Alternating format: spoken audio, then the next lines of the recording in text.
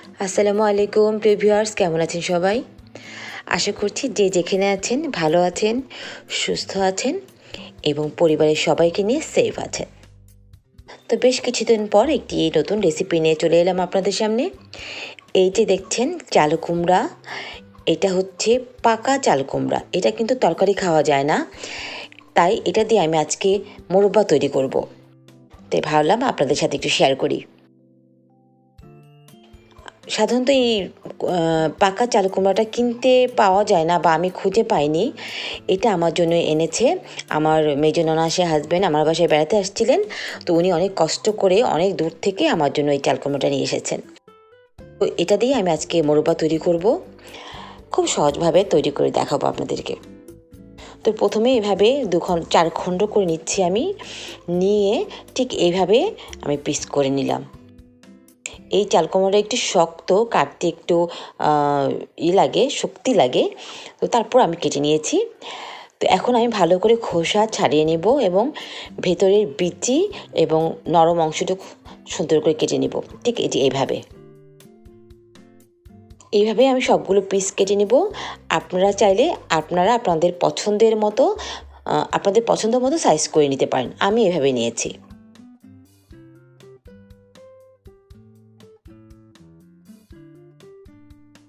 সাধারণত আমরা মোরব্বা কিনে আনি।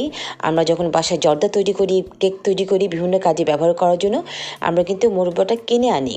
কিন্তু আজকে আমি বানাবো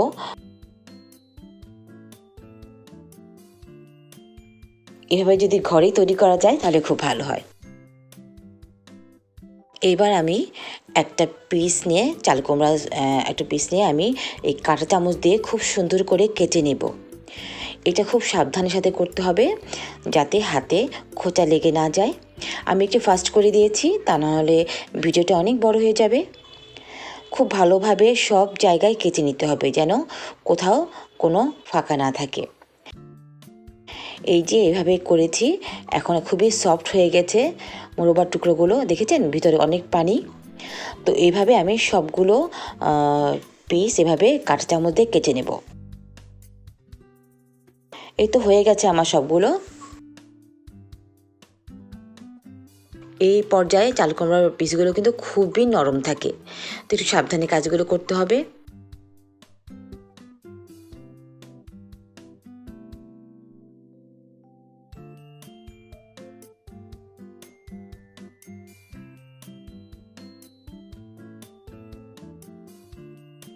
এখন আমি 1 বাটি পানিতে হাফ চামচের একটু বেশি চুন দিয়ে ভালো করে গুলিয়ে নেব। এই চুন পানিতে মোরব্বার টুকরোগুলো ভিজিয়ে রাখবো আমি 8 থেকে 9 ঘন্টা। এতে করে হবে কি, এই চাল কুমড়ার স্লাইসগুলো একটু শক্ত হয়ে যাবে।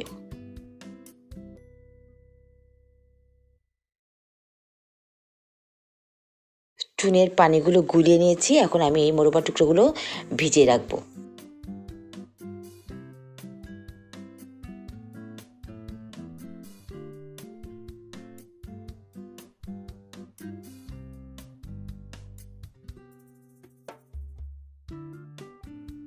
নয় ঘন্টা 10 ঘন্টা রাখলেও সমস্যা নাই। আমি রাতে করেছিলাম, সারা রাত চুনের পানিতে ভেজানো ছিল। এই তো ফিরে এলাম 9-10 ঘন্টা পর। চাল কুমড়োর টুকরোগুলো আমি আপনাদেরকে এখন একটু দেখিয়ে দিচ্ছি কতটা শক্ত হয়ে গেছে। দেখেছেন, এগুলো কিন্তু অনেক নরম ছিল, এখন কিন্তু বেশ শক্ত হয়ে গেছে।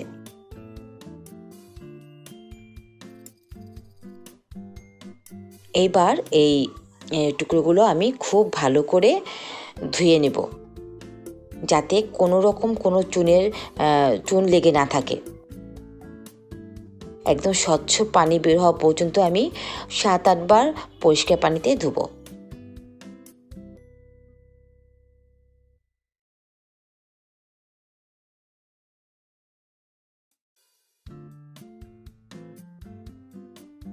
দেখেছেন ভিউয়ার্স, কতটা স্বচ্ছ পানি বেরিয়ে গেছে।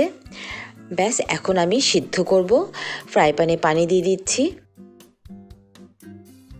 আমি চাল কুমড়ার টুকরোগুলো দিয়ে দিলাম। এখানে কিন্তু সিদ্ধ করার সময় কোনো কিছু দিতে হবে না, শুধু নর্মাল পানি দিয়ে বলক উঠলে আমি এই চাল কুমড়ার টুকরোগুলো দিয়ে দিয়েছি। আমি 5-6 মিনিট সিদ্ধ করব। সেদ্ধ হয়ে গেলে কালারটা একটু চেঞ্জ হয়ে যায়, তখনই বুঝতে হবে যে সেদ্ধ হয়ে গেছে।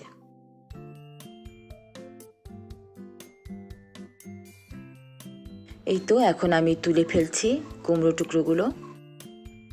এগুলো ঠান্ডা হতে থাকুক। এবার আমি শিরা তৈরি করব। এই জন্য আমি নিয়ে নিলাম 2 কাপ চিনি এবং 1.25 কাপ পানি, আর দিয়ে দিচ্ছি 4-5টা এলাচ। এইবার পানি বলক উঠলে এবং চিনিগুলো গলে গেলে আমি কুমড়ো টুকরোগুলো দিয়ে দিব। তবে চিনি শিরাতে দেওয়ার আগে কুমড়োর টুকরোগুলো খুব ভালো করে হাত দিয়ে চেপে চেপে পানিগুলো বের করে নিতে হবে, ঠিক এভাবে, মানে যতটা সম্ভব আর কি। এইভাবে পানিগুলো বের করে আমি একে একে সবগুলো টুকরো চিনি শিরাতে দিয়ে দিচ্ছি। মিডিয়াম আঁচে রান্না করতে হবে চিনিটা যতক্ষণ না ঘন হয়ে আসে। একটু পরপর মোরব্বার টুকরোগুলো উল্টে পাল্টে দিতে হবে, যাতে দুপাশ থেকেই ভালো করে কুক হয়ে যায় এবং চিনির শিরাগুলো ভিতরে ঢুকে যায়। তো এই তো অনেকটাই ঘন হয়ে এসেছে চিনির শিরাগুলো। আমি আবারও উল্টে দিচ্ছি।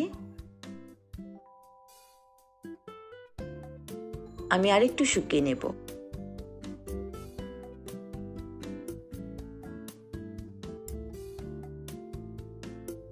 এইভাবে ঘরে তৈরি করে কোনো কিছু রান্না করলে সেটার তৃপ্তি আলাদা, অনেক সুন্দর ফ্লেভার হয়, টেস্টও অনেক ভালো হয়। এই তো আমি হয়ে গেছে, আমি তুলে ফেলছি। এইভাবে রাখলে অতিরিক্ত চিনি শিরাগুলো ঝরে পড়বে। এক্ষেত্রে আপনারা স্টেইনার ব্যবহার করতে পারেন। তো আমি ফিরে আসবো ঠান্ডা হয়ে যাওয়ার পর। এই তো ঠান্ডা হয়ে গেছে আমার মোরব্বাগুলো। আমার চাল কুমড়ার মোরব্বা একদম রেডি। আপনারা দেখেই নিচ্ছেন কতটা সুন্দর হয়েছে।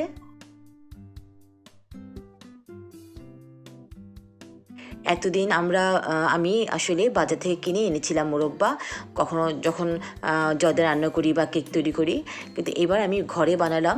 আপনারাও আমার এই রেসিপিটা ফলো করে যদি বানান তাহলেই পার্থক্যটা বুঝতে পারবেন। কেনা জিনিস আর ঘরের তৈরি জিনিস অনেক পার্থক্য আছে। তো এভাবেই উপরটা চিনির কারণে শক্ত হয়ে আছে, কিন্তু ভেতরটা কিন্তু একদম জুসি। অবশ্যই আমি আপনাদেরকে কেটে দেখাবো। এইভাবে বানিয়ে আপনারা অনেক দিন সংরক্ষণ করে রাখতে পারেন ঘরে এবং প্রয়োজন মতো ব্যবহার করতে পারবেন।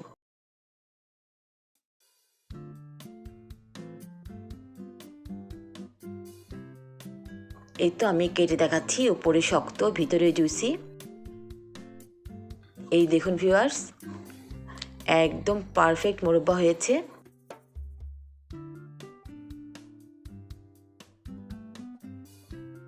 আমরা সাধারণত এই মোরব্বাগুলো ছোটো ছোটো করে কুচি কুচি করে কেটে জর্দায় দেই, কেক বানানোর কাজে ব্যবহৃত হয়, মোরব্বা পাউরুটি করে থাকি। এভাবে বানিয়ে আপনারা সংরক্ষণ করে রাখবেন ঘরে। ঠিক এভাবে আমরা কেটে ব্যবহার করি জর্দায়, তাই না? তো প্রিয় ভিউয়ার্স, আশা করছি আজকের এই রেসিপিটা আপনাদের ভালো লেগেছে। ভালো লেগে থাকলে অবশ্যই আপনারা বাড়িতে বানিয়ে খাবেন এবং কেমন লাগলো আমাকে কমেন্টস করে জানাবেন। আর ভালো লেগে থাকলে অবশ্যই আমাকে সাবস্ক্রাইব করে আমাকে এগিয়ে নিয়ে যাবেন। আজ তাহলে এই পর্যন্তই। আপনারা সবাই ভালো থাকেন, সুস্থ থাকেন, আমার জন্য দোয়া করবেন। আল্লাহ হাফেজ।